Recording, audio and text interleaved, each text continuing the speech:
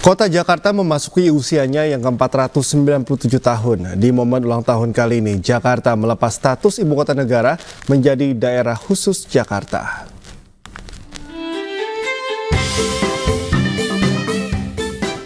Kota Jakarta berulang tahun yang ke-497. Pada momen ulang tahun kali ini, Jakarta akan melepas status ibu kota negara dan berganti nama menjadi daerah khusus Jakarta. Budayawan Betawi mengatakan, meski tidak lagi menyandang status ibu kota, adat istiadat atau budaya yang melekat di Jakarta, khususnya Betawi, harus tetap dilestarikan. Dengan tidak jadi ibu kota, Jakarta harus punya warna yang lebih khas. Warna apa yang ingin ditonjolkan sebagai sebuah kota. Nah, kami berharap dalam hal ini kebudayaan Betawi itu menjadi tuan rumah. Sementara itu, meski berat melepas status sebagai ibu kota, warga berharap Jakarta bisa lebih maju dan sejahtera. Dari Jakarta, Henry Aprilia, Nadifa Adien, iNews melaporkan. Upacara perayaan HUT ke-497 Kota Jakarta digelar di Monumen Nasional pada Sabtu kemarin. Upacara tersebut juga dihadiri warga dari berbagai daerah. Sejumlah rangkaian acara digelar untuk memperingati HUT ke-497 Jakarta. Salah satunya adalah dengan upacara peringatan yang digelar di Monumen Nasional. Sebanyak 1.700 orang berbaris lengkap dengan seragam mulai dari aparat TNI, Polri hingga siswa-siswi SMP dan SMA. Upacara dipimpin langsung oleh PJ Gubernur Heru Budi dengan tema Jakarta Kota Global Berjuta Pesona.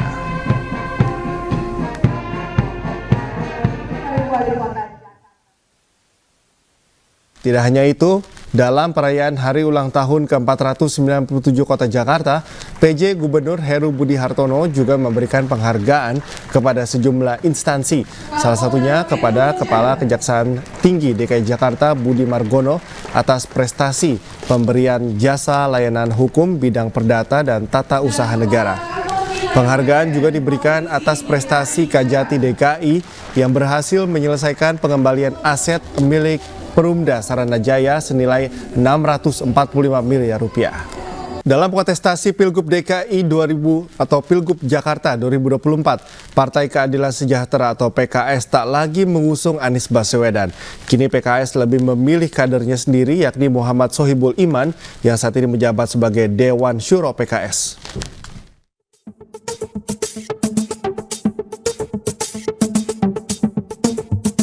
Partai Keadilan Sejahtera atau PKS akan mengusung Wakil Ketua Majelis Syuro PKS Muhammad Sohibul Imam sebagai bakal calon Gubernur DKI Jakarta 2024.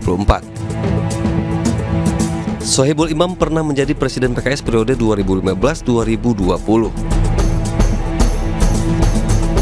Dalam masa kepemimpinannya, Sohibul Imam berhasil menaikkan elektabilitas partai dari 8,46 juta suara di tahun 2014 menjadi 11,49 juta suara di tahun 2019.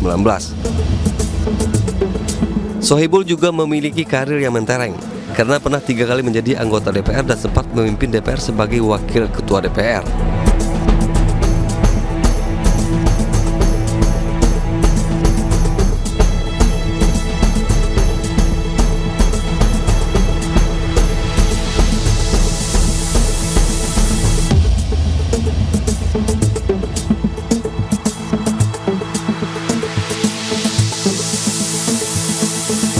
Sebelumnya, Presiden PKS Ahmad Sehu mengaku telah mendapatkan tawaran cawagup dari Golkar dan Koalisi Indonesia Maju (KIM) untuk mendampingi Ridwan Kamil di Pilgub Jakarta. Tim Liputan iNews melaporkan.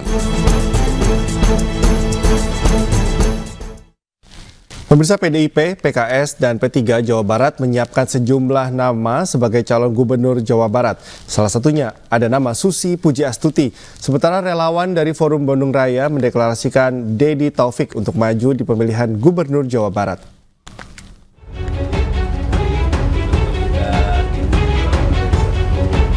DPD PDIP, DPW PKS, dan DPW P3 Jawa Barat melakukan pertemuan tertutup di Jalan Dipati Ukur, Kota Bandung.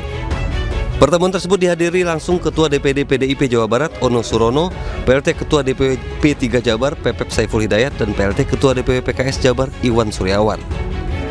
Dalam pertemuan tersebut, para Ketua DPW dan DPD untuk mencari kesepahaman untuk mencari sosok gubernur dan wakil gubernur di Pilgub mendatang. Selain itu, pertemuan tersebut juga membahas sejumlah nama seperti Susi Puji Astuti, Sandiaga Uno, serta Bay Mahmudin yang menjabat PJ Gubernur Jabar saat ini. Menurut Ketua DPD PDIP Jawa Barat, ketiga nama tersebut akan disiapkan untuk melawan Ridwan Kamil dan Deddy Mulyadi yang dikabarkan maju di kontestasi Pilgub Jabar 2024. Ada figur-figur yang sudah berkontribusi untuk bangsa dan negara, termasuk untuk Jawa Barat juga yang mungkin layak kami pertimbangkan.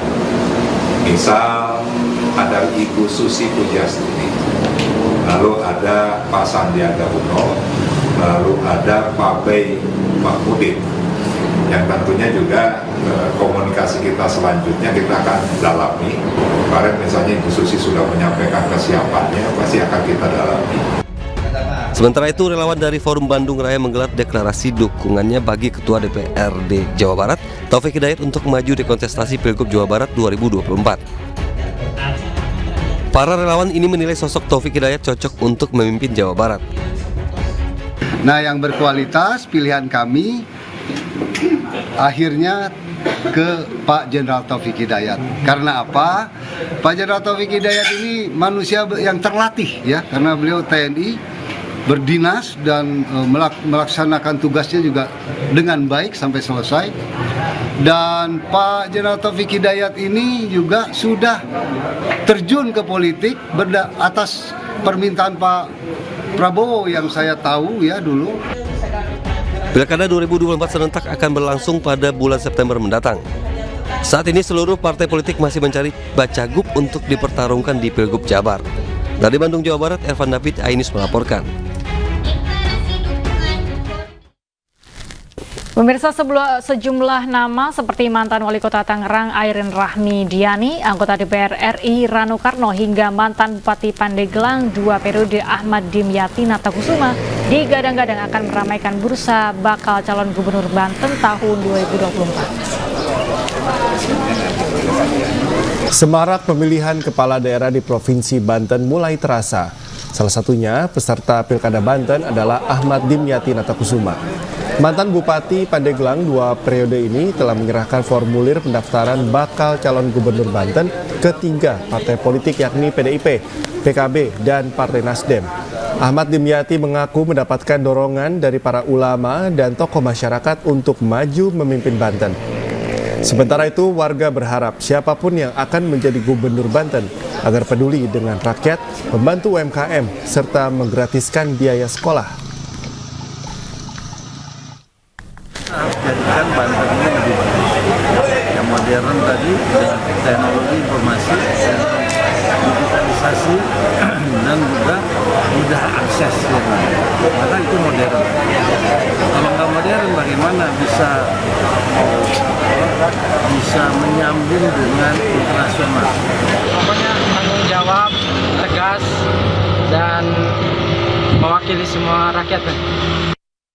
Sejumlah ulama dan kiai di Serang, Banten menggelar doa bersama agar Pilkada serentak 2024 berjalan aman dan damai. Bertempat di halaman Padepokan Majelis Zikir Bumi Alit Pajajaran, Cikesal, Kabupaten Serang, doa bersama dipimpin oleh Kiai Haji Elang Mangkubumi. Acara ini juga memperingati wafatnya sang proklamator Bung Karno yang ke-54. Para peserta doa bersama juga mengenang jasa para pahlawan yang memperjuangkan kemerdekaan bangsa Indonesia. Jelang Pilkada serentak 2024, tokoh ulama dan para politisi di Provinsi Banten mengharapkan agar ide dan gagasan Soekarno dapat dilestarikan untuk menyejahterakan masyarakat Indonesia.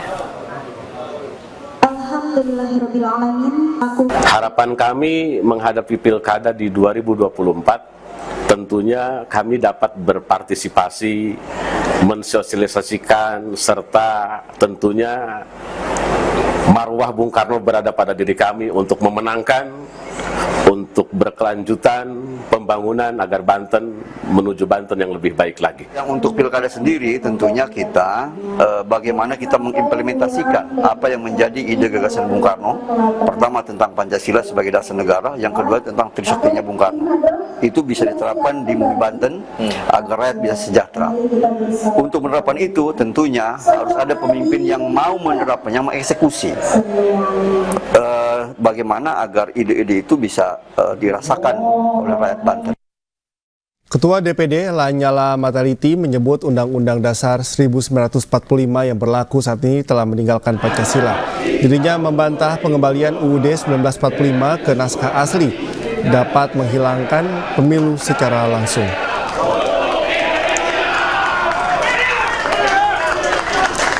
Ditemui di acara deklarasi paket pimpinan DPD RI tahun 2024-2029 di Jakarta, Lanyala menyatakan pengembalian UUD 1945 ke naskah asli merupakan agenda prioritas DPD RI periode 2024-2029. Menurutnya, Undang-Undang hasil amandemen yang berlaku saat ini telah meninggalkan Pancasila.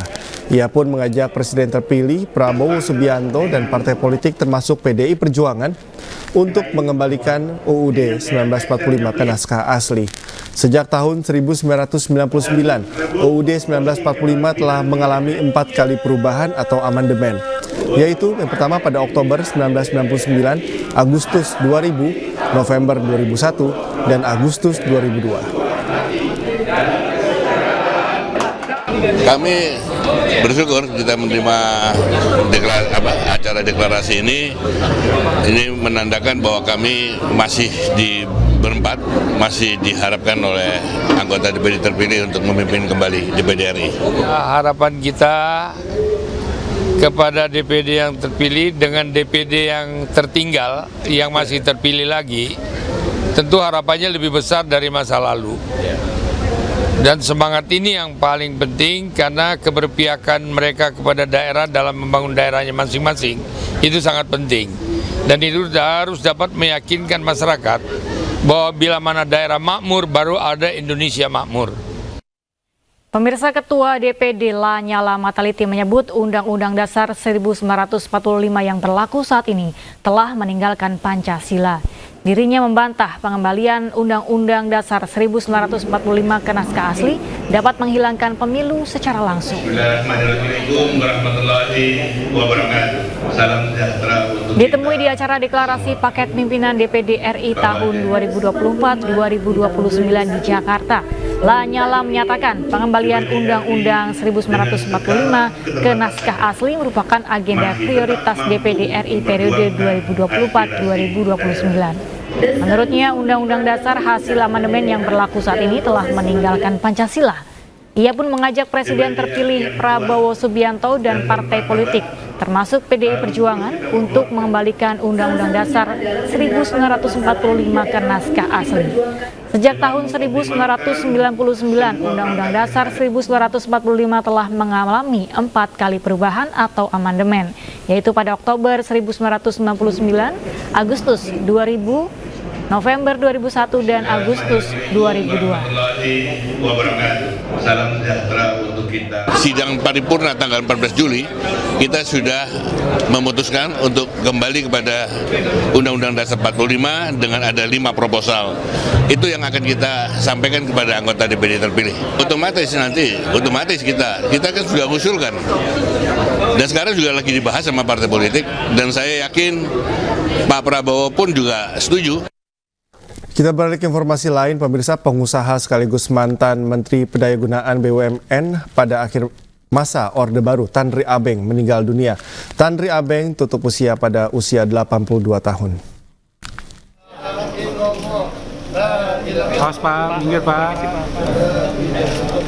Keluarga turut menghantarkan jenazah mantan Menteri Pendayagunaan BUMN, Tanri Abeng, ke peristirahatan terakhirnya. Almarhum Tanri Abeng dimakamkan di sebelah makam sang istri Farida Nasution di pemakaman keluarga Tanri Abeng, Pesanggerahan Jakarta Selatan, Minggu siang. La ilaha illallah, la ilaha illallah. Lantunan doa keluarga dan kerabat iringi proses pemakaman Tanri Abeng.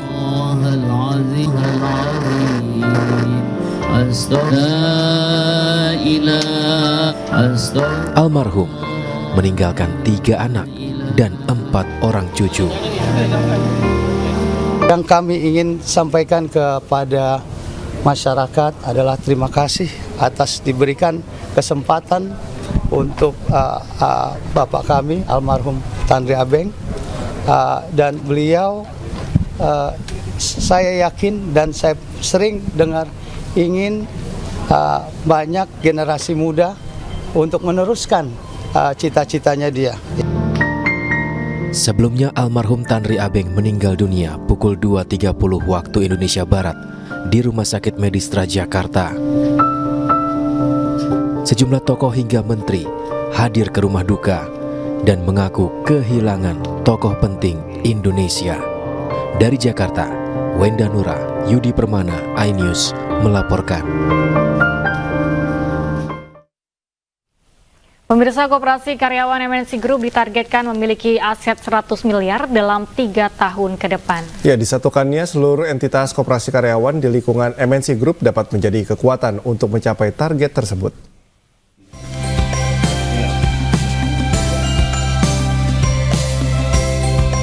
Koperasi Karyawan MNC Group menggelar rapat anggota tahunan Tahun Buku 2023 di iNews Tower, Jakarta Pusat. Dalam rapat yang dihadiri Eksekutif Chairman MNC Group Haritanu Sudibyo ini, Deputi Bidang Perkoperasian Kemenkop dan UKM Ahmad Zabadi mengapresiasi penyatuan entitas koperasi karyawan MNC Group. Saya berharap sesuai dengan regulasi yang ada, untuk usaha simpan pinjamnya untuk segera melakukan spin-off menjadi koperasi simpan pinjam MNC Group. Jadi sekaligus menjadi sebuah langkah strategik untuk pengembangan dari koperasi di lingkungan MNC Group itu sendiri. Tahun lalu asetnya 60 miliar lebih, memang masih kecil karena usianya baru masuk 6 tahun ya. Tapi kita akan coba percepat supaya asetnya lebih cepat lagi tumbuh. Paling tidak harapan saya 3 tahun mendatang, 2-3 tahun mendatang bisa menyentuh 100 miliar ke atas. Haritanu Sudibyo terus mendorong koperasi karyawan MNC Group berkembang untuk mengakomodir kebutuhan karyawan. Dari Jakarta, Muharlin Nadifa Adine, iNews melaporkan.